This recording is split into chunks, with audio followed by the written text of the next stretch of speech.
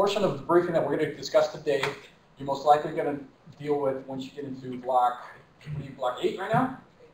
So the Financial Services Office. Great. In FMSOC, it's block 3, where we talk about continuous process improvement, where we talk about AFSO21, and a lot of the other tool sets that commanders and analysts use to make things better in the Air Force. So although it's not testable, it is important, and we work to try to integrate this information more in tech training, whether it be on our supplemental courses like FMSOC or our AFSC awarded courses like BFMOC. So thank you for being here. With that, it's my pleasure to introduce Dr. Phil Chansler. He is a retired Air Force officer and currently teaches at the Air Force Continuous Process Improvement School. His active duty experience was in the acquisition field at all levels, from test group all the way up to air staff in both space launch systems and aircraft programs. He's taught at the Air Command and Staff College, at the College of Aerospace Research, Doctrine, and Education. In his last active duty assignment, he was the Mission Support Group Director for the Eager Center at Maxwell Air Force Base, where he was also charged with the operation of the 2nd Air Force Technical Training Programs. So extensive background. He can answer lots of questions from all different perspectives, okay? Dr. Chansler holds a PhD in Business Management from Auburn University, go War Eagles, and specializes in organizational analysis and change. So with that, I'll turn the time over to Dr. Phil Chansler, and you got it. Good morning, everybody. First of all, I want to make sure you can hear me well. Can you hear me well out there? Just somebody raise their hand out there. Okay, good. What I'm going to talk to you about today, I've got a set of slides that talk about most of the things that you will find in your 2 different study guides. I was forwarded a study guide for a couple of your different courses, and you touch on a number of aspects of process improvement. CPI, continuous process improvement, is another name for the AFSO21 program.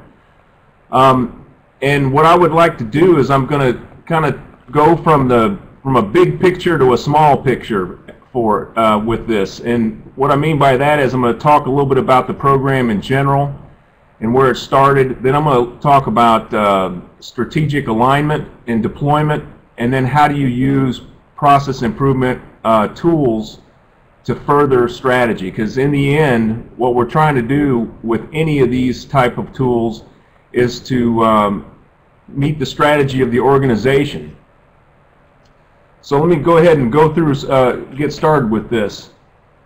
So the basic overview is I want to talk about the AFSO21 program in general, then talk a little bit about the alignment and getting results from that alignment. Then I want to go into what is lean. Lean process improvement is the methodology that we are using primarily for this program. We also do some, you might have heard of 6 Sigma, which talks about variation control. Lean will be talking about removing waste from processes. And then another methodology we use is theory of constraints, which is you look for bottlenecks in processes and how to get rid of those. But we're going to focus on lean in this particular set of slides. And then at the very end, I'll kind of talk about what the role of leadership is. First of all, this whole program started off, it has its origins in about 2006, but the problems are still with us today. We have more and more, our finances are more and more constrained. The energy costs are going higher and higher, and we are the largest user of energy in the federal government, primarily due to our flying operations. Even though the combat operations are winding down, they're still out there, we're still spending money on them, and as a result of the world events, we're changing a lot of different directions in a strategic sort of sense. So we have to think about how we're going to do business in the future. As you all well know, we don't have more money, more people, more time to get things done, and we have the same or a growing mission. And so we have to be not only effective, but we have to be efficient with the resources that we do have. And so the end goal is to try and deliver some sort of an agile force with an agile war fighting capability. So here's the main goals for AFSO21 as a program. Want to continuously improve the work that we do. We still have processes in the Air Force that we've been using for many years, and the problem with that is a lot of the people that we had many years ago when we developed these processes aren't around anymore. And so we have a lot of Herculean heroic efforts going to do workarounds to try and fix a lot of different things. And so what we have to do is relook at our processes and try to improve them with an eye on what resources we do have today. And the way we do that is by eliminating waste out of our processes. And that's a main focus of lean process improvement. And we'll talk about waste, because waste is very specific when we talk about this. There's 8 specific types of waste, and we'll kind of go quickly through those here later on. And finally, we want to try and get every airman, guards, reserve, civilian, active duty, we want everybody to take the responsibility on themselves to be a problem solver. We want everybody to be out there looking for ways to do things better and more efficiently. But it takes an effort on everybody's part. The main objectives, there are 5 of them with the process improvement program. We want to increase productivity of our people. We also want to make sure that our assets are available, and what I mean by that is, we have a flying mission, or we have whatever mission we have at any of our given bases. We want to make sure that the assets we need to do the job are ready and available all the time, and that's not necessarily a foregone conclusion. We also want to do things faster. Response time we want to improve. We want to be more agile with the types of work that we do. Of course, safe and reliable. And finally, since it's such a large resource drain on our organization, the Air Force specifically, we want to watch how we use our energy. This is a massive transformation from the standpoint that in order to get every airman a problem solver, it takes a change in the culture from what it's been to something new, and there's a lot involved in getting this done. Each one of you are going to be a part of this, especially with your hands on and minds thinking about how to most efficiently use our resources.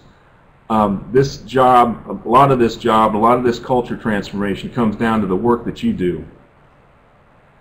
We're in this particular we get a lot of help from a lot of different people, not only other government organizations, but we also, a lot of civilian organizations, they use this sort of process improvement work, and we get a lot of help in terms of some training. A lot of our people that are doing this process improvement work, we actually go out and work for a couple of weeks as part of a certification process in any one of these different companies to see how they do it in their businesses, and we bring good ideas back to the Air Force. But we also get a lot of other help in terms of how we go about making the culture change, because it's not an easy job to do.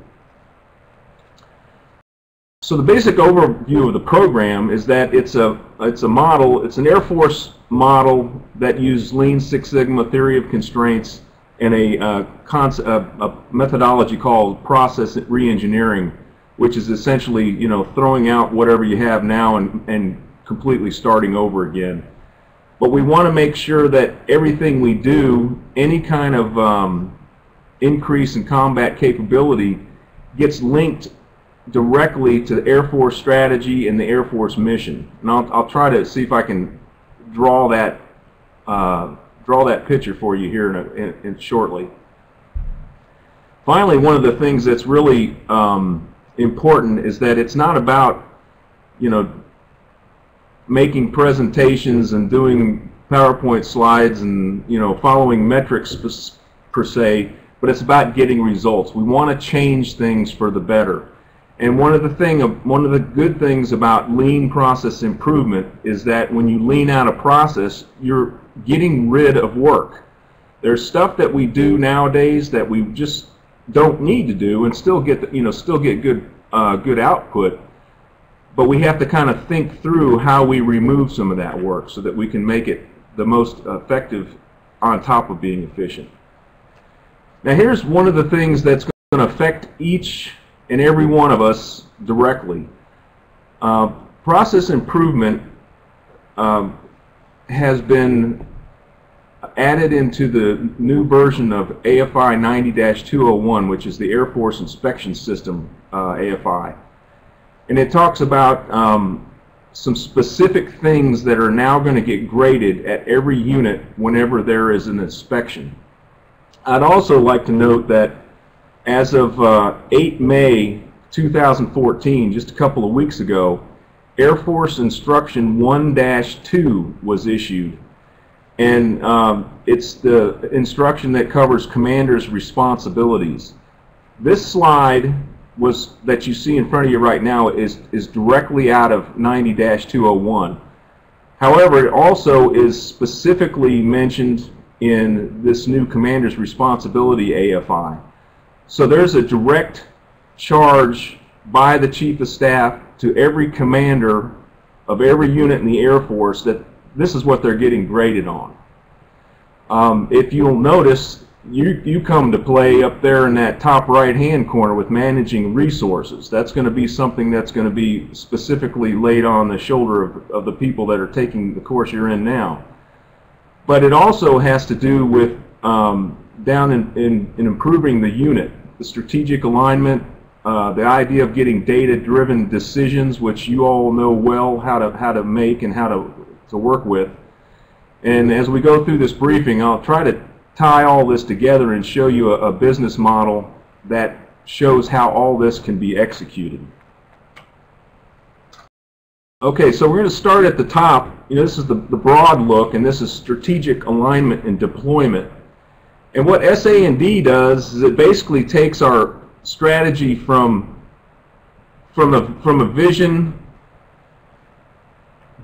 Doesn't look like that slide came out quite right on DCO, but what this is supposed to have said was it takes the vision of the leadership and tries to break it down in an aligned way through the organization to the lowest levels so that everybody understands what role they play in the execution of the mission of an organization. So one of the things that's really important for that to happen is that strategy has to be cascaded and aligned. And most of you know what that means, but it's basically taking the vision and the mission as viewed by the leadership function of an organization and make sure all the way down the chain of command they understand how and what the strategy is. There'll be a strategy, there's an Air Force level strategy. Each MAJCOM, it has to be cascaded down to the MAJCOM because each of the MAJCOMs takes a part of that overall Air Force strategy and executes it. And on down to every single unit, all the way down to a squadron at a base. So, the bottom line is making sure that, besides getting things done right, we have to make sure we do the right things and only the right things. If it doesn't further our strategy, why are we doing it? Is really the short story on that. Okay, this is the business process that I think most of you are familiar with. This process is how it plays out for sure at the MAJCOM in the Air Force, the Air Staff level. Some larger wings may have a similar sort of process, but you'll kind of recognize it as we go through. But I want to make sure we can connect the dots between process improvement and strategy execution. So first of all, any organization, especially the larger ones like the MAJCOMs or a wing or something like that, they have some sort of function. It could be an XP function. It's the A58 function. That sort of group that actually helps deliver and develop and deliver a strategic plan. And what the strategic plan usually lays out, besides the vision and the mission of the organization, there are key goals, priorities, and objectives that go along with that. So basically, if you think strategy is essentially, you have a mission, you have a vision, and you have to figure out, how do I get from my current mission today to whatever that vision is in the future? And the way you do that is by achieving various goals along the way. And so as part of that plan, as part of this strategic plan execution, there's a process that goes along with that. And what that'll do is that'll break down all the different goals into a series of objectives and measures on how to make sure that you're actually improving and going in the right direction to achieve the goals. So there's metrics that are associated with it. Another piece of the organization that helps with this business process is the process management organization. Now this is still, you know, even after since 2006, we're working on 7, 8, 9 years worth of trying to get this in place. There's still a lot of work to be done to make sure this process management piece happens.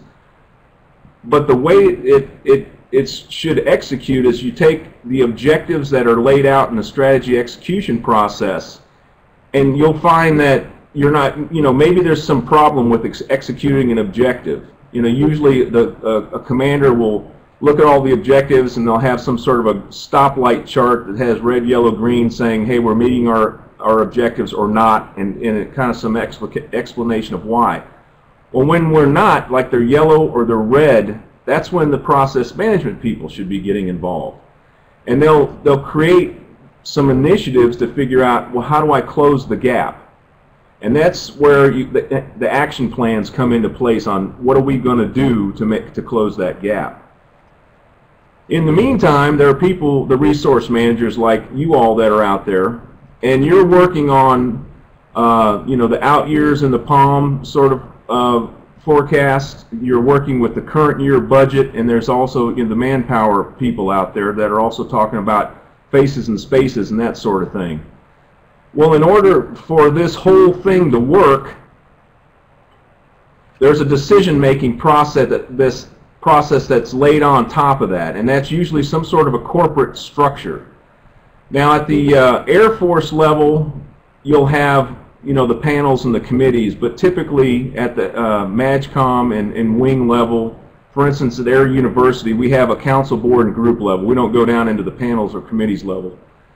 But the process is the same. You have, this is typically high, at the council level, it's always the top commanders. The board level, it's usually the vice commanders and key directors. And the working group level are the working stiffs like us that make recommendations on up the line. But the bottom line with all that process is they take, with an eye on the strategic plan and the objectives that have to be made, they have to tie the money to the initiatives. You know, we don't have enough money to do all of it. So we make conscious decisions at a leadership level to tie, you know, resources to various initiatives to close the objectives, the gaps on the objectives to meet the strategic plan.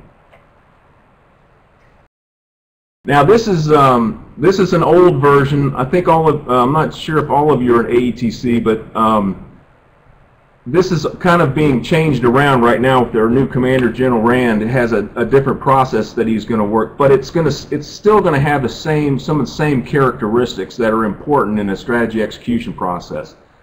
This is a version of a balanced scorecard. It's kind of a hybrid version that we've used in AETC for a number of years now.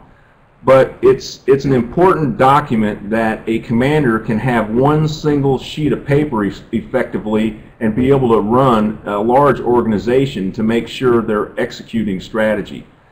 If you look at the top, the couple that are up at mission impact, those are essentially the outputs of the organization.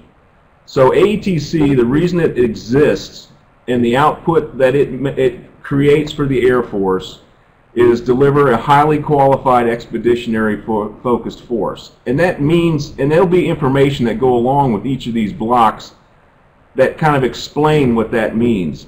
And it also has objectives that have to be met so that that can happen. And if you'll notice in this case, this is also a stoplight chart, this whole thing where it's red, yellow, green.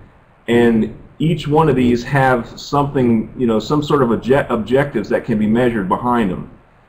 Okay, so at the top you've got output. Operational drivers are the key processes that the organization undertakes to create the output. So in order to get this highly qualified expeditionary force for AETC, because you can do these at any level of organization. They can be at the wing level, they can be at a group level, they can be at a squadron level, whatever you want to do.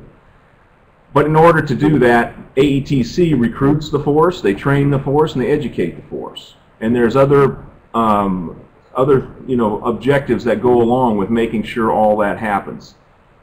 Then finally, down at the bottom, there is a set of, they're called enablers, but effectively what these things are is the organization has to take care of itself and its people. So if you look down there, you'll see things like, world-class military installations, balanced mission and family, make sure the airmen are ready to deploy, and that sort of thing. So in order, you take care of the organization works the processes, and the processes create the output. So now you review this sort of thing on a regular basis. AETC, we do it about quarterly, and the commander will go through and say, hey, what's usually the green ones don't get reviewed because they're on track and working well.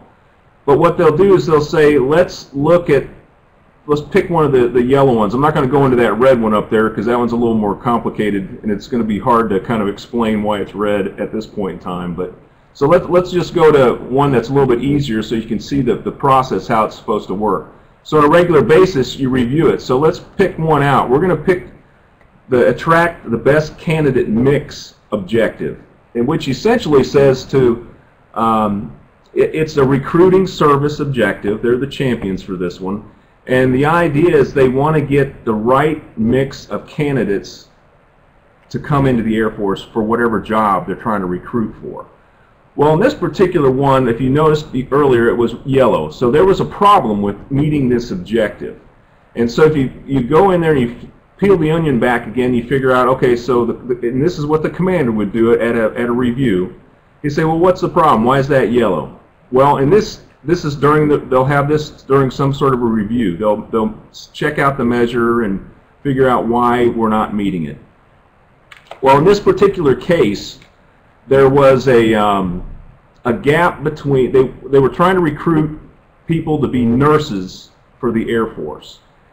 And what their target was they wanted to, when a recruiter contacted a prospective new Air Force officer to be a nurse, they wanted to get 25% of them sign on the dotted line and come in and be an Air Force nurse. And actually, at the time, what they were finding is that they were only getting about 15%. So every contact, about 15% of all of them were actually signing on the dotted line and coming in the Air Force. And so they said, well, how do we close the gap? Bring your process guys in there. In this case, they did an AFSO21 event where they looked at that process, and they found out that the main difference was I can get hired as a nurse in a civilian organization, at a hospital off base somewhere, and it takes 120 days. It takes the Air Force 150 days to get me hired. And I got to pay bills, and I want to get on the job, and I want to go work, so I'm going to go be a civilian nurse. Well, they went through the process, and they used all the various lean tools, and while it looks like it's an important part of the nurse selection process, they eliminated a thing called the Nurse Selection Board. They found out that that board was something that had a lot of redundant work and information, and a lot of the information was already gathered before it even hit this board. And so they eliminated the board, and they found out that they could hire somebody in 90 days instead of 150 days. So then you go back and you say, okay, well, part of the process, and this was using this 8-step process that we'll talk briefly about here later, is that you've got to go back and see if your improvement actually closes the gap. Well, in this case, if you look at it, it closed the gap and then some after a couple of years. they not only went to the 25%, but by time they got on they got on the right footing for all this, and they found that 48% of the contacts were coming in because they just wanted to get on the job. So that's how you figure out, that's how you string your strategy all the way down to process improvement to trying to close the gap to make your strategy work better for you. This is how they're getting that selection, the best selection of the right candidate mix for nurses. And so they ended up trying to make another review because they also, it's just kind of some more of the story. They figured out that they had the same sort of problem with physicians and dentists, and why. Let's look at that. So they did some review on that sort of thing and found out that physicians and dentists weren't interested in getting hired faster. They were interested in getting paid more, and that was a whole other issue that have to be for another day, how to deal with that. So that takes you all the way from the top, the strategic level, to the bottom, to the process improvement level. Now let me just briefly talk a little bit about this Air Force 8-step problem-solving process. In your study guide, you'll find something called the 5-step improvement cycle, and as I understand it, that's what you're going to be, responsible for. All that's in that improvement cycle is legitimate information that's still useful and that sort of thing. But over time, what we've found, and we've actually lifted a lot of this process, this 8-step process from the Toyota company. We found that with a very few changes, that the process they go through to build cars is an excellent process for us to improve and lean out processes. And so we've been working with this for a number of years now and have found that it's a very useful tool. But when you go through and try to figure out how do I close the gap, you're asking yourself, what's the problem? There's the gap signifies there's some sort of a problem in your process. Well, this is how you walk through it. You clarify it and you break it down. Those first 2 steps are all about data gathering. You have to have data. This is a data-driven decision-making process. And then you'll have some sort of a target that will either be set by the commander or agreed upon by the group or whatever it takes. Then you go through a root cause, determine what the root cause process is, and the root cause is that thing that if you remove it, the problem will never happen again. So that there's a whole series of steps that goes along with this root cause approach. Once you figure out what the root cause is, you figure out what you develop a countermeasure to remove it. What are we going to do to make that happen? And then you see it through. And once you see it through, you gather more data and you figure out, okay, did this work or not? And that's the step 7. If it confirmed and it worked, you would standardize it, which means put it in a new AFI, put it in a new checklist, put it in a new procedure, whatever it is. If it does not, and you aren't getting improvement like you planned on getting, that just means you got the wrong root cause, and you go back to the root cause process again and kind of go through 4 through 7 again. And the value of this, of some sort of a standardized process, and this is an Air Force standard approach that's been used, it's used across the Air Force. You'll see a lot of this done, especially at ALCs, where they do a lot of repair of aircraft and equipment and that sort of thing. But it gives you a common structure and a common approach that from base to base, people will understand the language of this process improvement. There's a format, and I'll show you here in the next slide, that's called an A3. And what it is, it's a briefing format that's all in one page. So instead of having a series of 35 different slides to try and go through a briefing to talk about how you improved it, it's a one-pager that has essentially the 8 different blocks that shows you real quickly what the problem was, what you did to identify the problem, what you did to fix it, and then how you're standardizing it for the future. This is just an example of an A3, and what's in the wording that's in this sort of thing. It kind of asks you different questions about how, if you're going to clarify and validate the problem, there's a series of tools that we're not going to go into here, but it's easy to find information on all these different tools, and it kind of tells you how to walk through each of these processes. And essentially, you fill in the box and answer the questions, and that's how you get through the process. When we do this, especially at a formal level, sometimes they're very large improvement projects that take a lot of people, a lot of time. And when you're at that level, that's a lot of resources you're tying up. And so what we usually do when we go through the process is there's a couple of different areas. The first is kind of the problem validation phase. And at the end of it, once you get the target set, you go back to the commander and say, hey boss, here's the problem you said, here's the data that supports in fact that it is a problem, and here's where we're trying to go, what do you think? He gives you thumbs up, and then you go off and do a root cause analysis and come up with the countermeasures that you're going to do.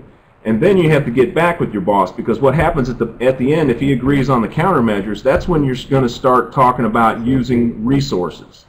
That's going to be money and people and time and all that sort of equipment, whatever. And so that's why it's important to go back at that point and get the thumbs up again, and then you see it through and brief it out at the very end. But that's the 8-step problem solving. This is just kind of an example of one that was completed for an exercise. So it just has a little bit of information, but it's a good way to brief easily the process that you went through and the results that you got. Okay, so that kind of tells you, in a grand scheme sort of way, how you go from the organizational strategy, which I highly recommend to all of you to go figure out what your organization strategy is. You need to understand what the vision, what the mission is, what are the goals and objectives, and how they measure the accomplishment of objectives. All of it's going to take money, all of it takes time, all of it takes people, and if you go in there, that'll give you some insight into where the problems, the important problems, will lie. Now, how we go about, working on that to fix it is we primarily use this idea, this concept of lean process improvement. And if you think about lean, it just kind of makes you think about this idea of reducing waste in the system. You want it to be lean, mean, fight machine, right? So you want to figure out where is the waste in the system. And as you see here, the non-value added activity is kind of classified as waste. And so what does that mean? Let's go through some of this. If you look at any given process, and this one just happens to be kind of a notional diagram of you go into a medical clinic, right? And you're going to get a strep throat test or something along those lines. And so you go in there and you wait in line, you sign in and you wait in line, you get the samples tested and you wait in line, and then you get the test results back. And then you wait and you go see the doctor, and then they decide to give you some sort of treatment on the spot, and then you wait, and then you sign back out, okay? So if you look at that, that's usually any process. All this, let me take a step back and make sure you understand one key thing. If you can see the process in what you do, you can use any of these tools to improve the process. So it's just a matter of trying to figure out, what is my process? There are all sorts of processes in the resource management field. So just start thinking in terms of process, and that's what this is. This is at a medical clinic. Now, in the past, what we've done with this, well, first of all, note that value-added time. If you look at time from the first wait before registration until after you leave the hospital, relatively speaking, the value-added time is pretty small. I mean, it's probably 30% maybe of the whole process. And in the past, what we've always focused on was trying to improve the value-added steps. But we're trying to tell you, don't do that. See, this is how we used to do it in the past. we would focus on the things that we already know we do well.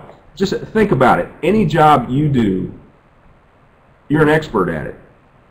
You know exactly how to do the job. You know exactly how to, make it work and that sort of thing. The problem lies in where we get all the extra time involved in any process and the waste in the process is with a lot of the handovers between each of these value-added steps. Start thinking about that instead. You're not going to improve the work that you do a whole lot. You may, and I'm talking about the specific tasks, but think about what happens between those tasks. You're handing it off to somebody. It's waiting in somebody's inbox. That's where you can get these monster improvements in a process. Here's a kind of an interesting little example, and if you notice, this was actually put on a little piece of hotel stationery, and this was a maintenance group commander that was concerned about getting tires for C-17s over to Balad in Iraq, a few years back, and he was trying to figure out what on earth, why can't we get this thing turned around? And he started looking at what was actually happening. First of all, there's a whole bunch of ground time at Charleston getting ready to put it on a transport aircraft, and then it flew over to one of the probably over there in Qatar, and then it sat there for a whole long time, and then they moved it up front to Balad. And what they found out was that it took 10 days to move it all the way through, but 94% of the time it was sitting on the ground. And so instead of trying to figure out how do you improve the flight, like you can't make a C-17 go a whole lot faster, you look at that ground time and get rid of it. And that's what they did so that they could make this happen. So think about the entire process, end-to-end process. That's how this stuff works the best. Okay, so these principles of lean, whenever you start thinking about any kind of a process and what the goal is towards making it happen, you think about lean process improvement, and this is the main. There's 5 main principles: specify value, the value stream. You have to see the value stream. Try to make it flow. Ideally, you want it to pull, and then this idea of perfection. But here, let's talk about those real quick. The first one is specifying value. It's all about the customer. There is somebody out there that you are doing whatever you do, you're doing it for somebody or some entity. And so it's all about what do they want. They're the ones that make the decision on what it is that's of value, and only the customer. And so you have to kind of think, for some of us, that's a turn around and thinking a little bit. A lot of times we'll say, well, they don't really know what they want. The Air Force is supposed to do it this way. Well, there's where our problem lies. We need to find out what they really want and then change the process to deliver it not only effectively but the most efficiently. And so they're the ones that any kind of process improvement, you're trying to remove the non-value added work, and the only way you can figure that out is what's value to the customer. The next thing that you have to do is figure out, once you understand who the customer is and what they're really looking for, is you got to see what the current state, how do you deliver that value right now? This is one approach to looking at a value stream. I don't know exactly what the process is, but there's a couple of things that are useful to point out. First, you need to know what the steps in the process are, and so that's what each of the yellow stickies are. There's other information that goes along with each of the steps, and the information might be, well, how many people are involved in that step, how long does that step take. There's other relevant metrics that might go along with that. Another thing that's of interest in this particular one is you actually go through a little exercise, where you assign value or not value. And if you look at these are red and green dots that are on these different things. And if you notice, you will only see about 1, 2, 3, 4, 5 of those tasks are honestly, according to the team that did this analysis, value added to the customer. The rest of it's waste. Now, that's not unusual. you'll find that processes that have not been looked at and purposefully gone through this process, you'll find that value added might be 10 to 20%, maybe. So there's a lot of opportunity for improvement here. Now, granted, if I don't know if you can see it if there's enough fidelity on that slide up there, a couple of the red dots have an R written on them. There are steps, especially in the Air Force, that there are certain things that while they do not provide value to the customer, there are things that we have to do. What comes to mind is the contracting business. They're driven by FAR, federal acquisition regulations, and there's certain things they just got to do. Now, that has to do with creating the contract and executing the contract, but some of that has absolutely no value to any customer, but it's just kind of the way it has to be. So what you do is you attack the things that are just really not value added, and that's what you look for in this current state. So you have to understand the current state before you can improve it. The next thing you want to try and do is create some sort of movement or flow, smooth flow of your parts. You're trying to create some, even if it's an administrative product, like a staff summary sheet or a OPR, EPR, or whatever. You're trying to create a product and you're trying to move it through a series of tasks, process tasks. Well, you want to try and make it flow. You want to get rid of batching things like, I'll do my 10-step, my 3 or 4 different things, and then I'll pass it all on to the next person in the flow. You want to try and move it one at a time. Single piece flow is the ideal case. Once you get flow, ideally, you want to create what they'll call a pull system. A lot of stuff we do is a push system. Any given person will do their work as fast as they can and push it on to the next person in the process sequence, whether or not that person is ready to do the work. So what you want to be able to do, and instead of jamming up the system with various kinds of excess inventory, as it were, and I'll explain some of that here in a minute, you want to try and create a system that the customer basically signals that they're ready to have the product, and then you go all the way back through the system, and the system should respond. And sometimes it can be very complicated to make that happen, but it happens regularly. A lot of one of the things when we go through take people through process improvement training here at Maxwell is we'll end up over at the Hyundai assembly plant. It's where they make the Hyundai Sonata and a couple of other vehicles, and it's all customer demand driven. And they have the system will pump out a car essentially once every just shy of a minute, all day long, 1,500 cars a day. But it's all based on a pull system. They're ready for certain, they have a certain demand, and every time that demand changes, they'll either pull out more or less will be made. But it's all based on the customer demand. Think a little more locally, and some of the things that you might be doing at a like at a finance office. In the old days, I just remember going in and trying to get my file my travel vouchers. Now that's changed a little bit, of course, but theoretically, if it was a pure pull system, I'd take my travel voucher that I want some money from, and I walk straight up and I get it right away, as opposed to filing it. It goes into a stack of 10. They start working it through the system, and then eventually I get a check sent to me in the mail, whenever. So you got to think about what does the customer really want and when, and then you create the system to get there. And this is all based on the final final principle of lean is this idea of perfection. No matter what process you're looking at, what you have to be able to do is visualize some sort of, what does it look like if it was perfect? If you're a king, queen, whatever it was, commander for the day, and you have this problematic process, you got to have a view of what does it look like if it's perfect?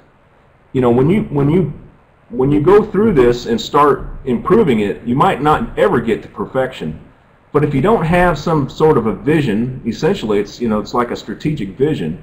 You need to know where this true north is, and so that you can aim your improvement efforts at it. It may change over time, but you always need that in mind. Now the big thing about all this, now that you understand some of the principles of lean, the main thing with lean process improvement is removing waste from the system. And you know, this is kind of seeing waste can be tough, because a lot of stuff that you might do from day to day, you might think it's, you know, it's perfectly useful, but if you don't view it through the lens of the customer and what they really want, it might not be that useful. It might actually be a form of waste that you can remove. So you start thinking about, you know, when you start thinking about identifying waste, ask this question. You know, if it went away, if what I'm doing right now went away, would the customer know or even care about it? So there's 8 specific types of waste. Transportation, we use this, the downtime as kind of the acronym, but defects, overproduction, waiting, non-standard work, transportation, intellect, motion, and excess inventory. And here's just a couple of administrative types of waste. Defects, you know, anything that's not done correctly the first time has to be reworked. Okay, so that takes more time. So what you try to do is you try to error-proof your process. Make it either impossible or hard to make a mistake. So that's, you know, one of the things. I know in your business that if the form isn't filled out right, it gets, you know, things get kicked back. Overproduction. Overproduction is you basically make more than you need for the current customer demand. And according to the people that do a lot of this lean business and a lot of different companies, especially like the Toyotas of the world, overproduction is kind of viewed as the worst waste of all, because this one creates a lot of other things and causes a lot of other problems when you overproduce. Waiting is another. Any kind of waiting, basically, for any reason, well, except for one. There's if waiting is part of the process, in my engineering background, I think of the there's aircraft that has that are made with they lay up different levels of, it's almost like cloth, but it's and they basically glue it, you know, put it under high pressure and glue it together, and you can make structures out of this. It's called composite structures. And we have to wait and make sure it cures so that it's strong enough. Now, if the person that's working on that particular composite structure is standing there looking at it harden, that's waste, because that person is waiting. It's not waiting for that thing to cure as long as the person that's working on it is off doing something else. Okay? So that's kind of the one type of wait. If waiting is actually part of the process, it's okay, but you got to make sure that you're not having people or other machines waiting around for it. So you got to be able to identify what type of waiting waste it is. Another thing is over-processing. For instance, the one that always comes to mind on that is OPRs and EPRs. As you well know, that, you know, there's like an OPR, for instance, there's I guess it's only 2 people now that'll sign the back, you know, the supervisor and then maybe the next level commander.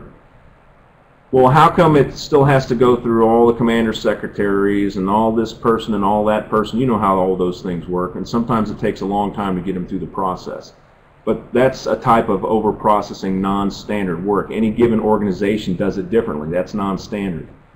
Transportation and motion are somewhat connected in that transportation is moving stuff, and motion is moving you. For instance, if I have to move basically anything that I have to move, while it may be necessary, depending on where your buildings are or where the parts are or whatever, it is waste, and it's something that you should look to try and remove from the system so that you don't have to transport. Again, you might not be able to do it, but it's still classified as waste. Motion, on the other hand, is about you, the person. For instance, it's I've removed the motion of, if you think about printers, and we go back and forth from a printer hardwired to your individual desktop computer versus a one printer that's on the LAN that everybody can get to. Well, if I can just reach over and grab it off the side of my desk where the printer is hooked to my computer, that's way less motion than me having to walk down the hall and go find it, which could generate other waste. I'll go see somebody down the hall and all of a sudden you're talking about the football game, or something like that. So those are a couple different types of waste. Intellect is another one. The people that do the work in any given process are the smartest people on that process almost every time. And the failure to use their ideas and understand what they're thinking about doing with that process and how it might be improved, it's a waste if you don't use that. That's what intellect waste is about. And finally, there's excess inventory. As you create a process and create process flow, you will find you need some level of inventory throughout the system, the process system, to keep the process flowing. The problem lies in if you get too much. One of the best examples in the Air Force comes around the beginning of September every year, and we're getting ready to do the big closeout, and there's extra money laying around, and we'll go out and try and buy things like, I'm going to go buy 50 laser jet ink cartridges so that I can use them all of next year, because I'm not going to be able to get them next year or whatever. Well, what happens with that, I've got this new excess inventory sitting there, and then my printer goes on the blink and I have to replace it, and now I have 50 cartridges that I can't use anymore. So there's all sorts of other problems that go along with excess inventory. Okay, as you execute and get things put into place, there's two key important tools, and they're known as standard work and 6S. And this is not Six Sigma, this is 6S, which is a kind of a housekeeping sort of thing. But here I'll show you quickly what those are about. Standard work is ideally where you want to get every process. You want to be able to remove, you're essentially removing variations so that the process gets done the same each time. And there's a whole bunch of good reasons why that would happen, especially if you're in a big office. The way we deploy all the time, one day you have 5 people in the shop running a great process, and the next day you have a brand new person that's in there temporarily because somebody deployed, or you're without somebody. But if you have an agreed upon set of work procedures that everybody can go to, you pick right up and you keep moving. So it boils down to is you got to have some sort of standard work. Another important piece of that is you have to have some sort of a standard process that's repeatable so that you can improve it. If every single time you do a process it's different the way we work it, how are you going to improve upon it? It's always going to be kind of screwed up for whatever reason. So get a work standard in there, and then be able to then you can improve upon that. So basically you have different pieces of standard work and different reasons why it's useful.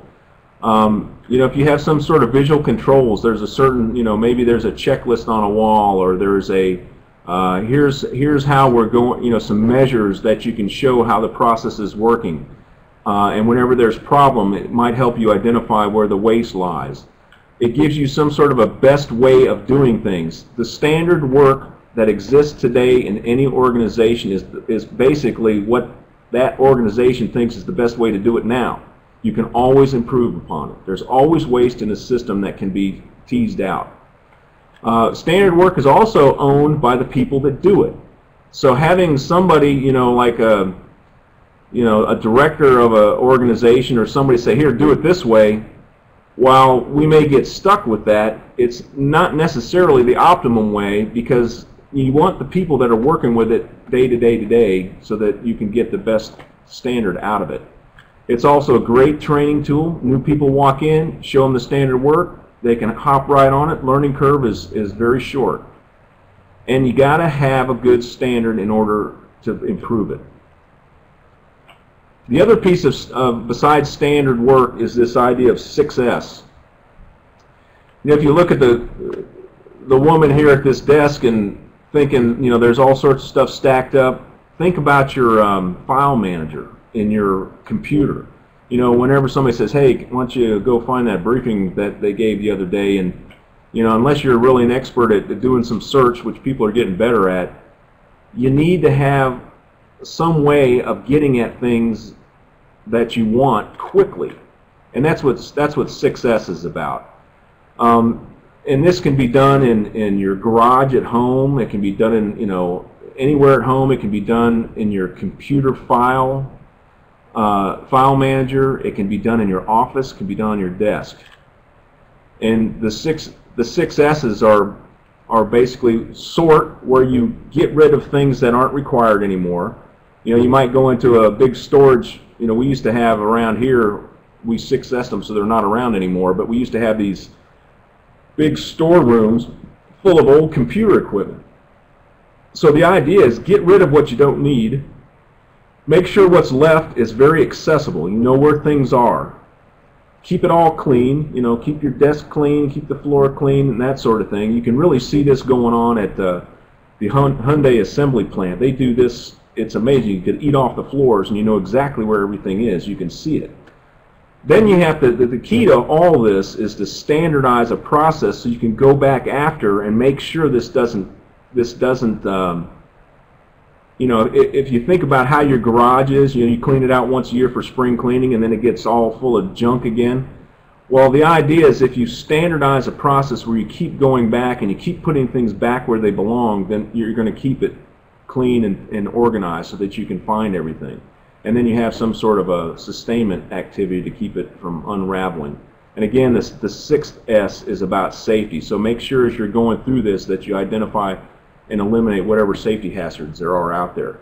So when you go into a process improvement, what you're going to do is you're going to try and 6S it so you can make sure you've got a good working environment to work in. You're going to try and, once you improve the process using the 8-step problem-solving process that's correcting a deficiency that goes all the way back up to your mission and vision and trying to execute your strategy, then you'll create a work standard from that. So all these things are all tied together, and a lot of this is in your study guide as well. And so the basic ideas of lean is this 5 principles where you need to understand who the customer is so you can specify value. In order to make this process better, you're removing waste from the system, and then you're trying to create a standard work in a basically clean working environment. So as for leaders, you as leader advisors, because all the resource managers of the world have a key connection to all the commanders, the leadership function. And so it really is important that you not only understand the ins and outs of specifically the resource activity going on in your organization, but understand what the strategy and the mission and the goals of the organization are so that you can better target your resources, because that's the key to this whole thing. Try to get involved in some sort of value stream mapping of an organization. There's a tool called enterprise value stream mapping. You can map out pick an organization at the organizational level, and you can map out what that organization does at a high level, and then you can break that down into smaller value stream maps as you try to improve each of the processes. Try to get involved with your AFSO bubbas out there. There are usually, every wing has at least one in them, is the way I understand it now, and a lot more are getting trained up over time. But go out and find one of these people and just kind of ask them about some of these tools and processes. And then the bottom line is this monitor, measure, and share results. Understand what measures are in place to achieve the objectives of the organization. If they're not right, work on changing them. But remember, you know as well as I do, is that measures and metrics create a behavior. And you want to make sure you're creating the right behavior in an organization for all sorts of good reasons. Finally, this is what AFSO is about. We want to try and change our organizations by doing these sorts of things, making sure our productivity is as high as possible. We want to make sure our equipment, our critical resources are available. We want to be faster at what we do in a safe and reliable operation, and keep an eye on the energy usage. Now finally, I just wanted to make a point that there's actually an app out there for this. You can get this app just by going to the, I got mine on the Apple Store site. It also exists for an Android phone system. And all of this that I've talked about, and a lot of what you have in your study guides, is all in this app. And basically this is just kind of it goes through the 8-step problem solving process, and you can basically click on any one of those steps and determine what types of tools may be more useful than others to get that particular step done. And again, I highly recommend that if you know of an AFSO trained person out there, get them to look over your shoulder when you're doing some of this stuff. Ask questions. Get them to try and help you understand how, what metrics are better than others and that sort of thing. Okay. That's what I have there, Captain Wright. I'm plenty willing to answer any questions that you might have.